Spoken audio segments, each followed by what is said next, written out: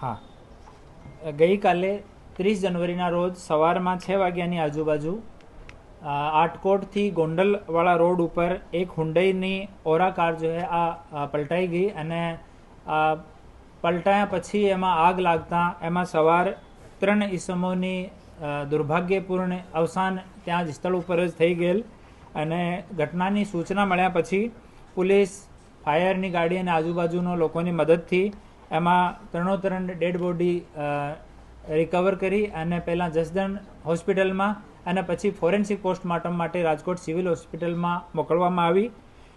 3 ઈસમો જેનો આ દુર્ભાગ્યપૂર્ણ અકસ્માતમાં અવસાન થયો. પ્રિયાગભાઈ ગણપતસિંહ બારૈયા એ ફતેપુરા છોટાઉદેપુરના રહેવાસી છે.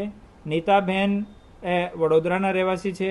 આશાબેન યોગેશભાઈ એ છોટાઉદેપુરના રહેવાસી છે.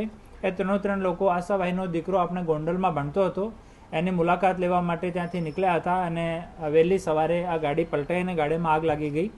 એના પછી રોડનો સાઈડનો જો ડિવાઈડર છે એવો પણ ગાડીથી તોડી નાખ્યો તો આરએનબી સાથે સંપર્ક કરીને એવો ડિવાઈડર ફરીથી બનાવવાની કામગીરી ચાલુ છે.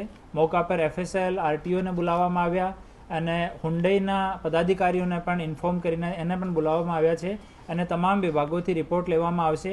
પછી દુર્ઘટનાનું ચોક્કસ કારણ સામે આવ્યા પછી આગળની કાર્યવાહી કરવામાં આવશે. હાલ આટકોટ પોલીસ સ્ટેશનમાં ગુનો દાખલ કરવામાં આવ્યો છે અને આગળની તપાસ ચાલુ છે.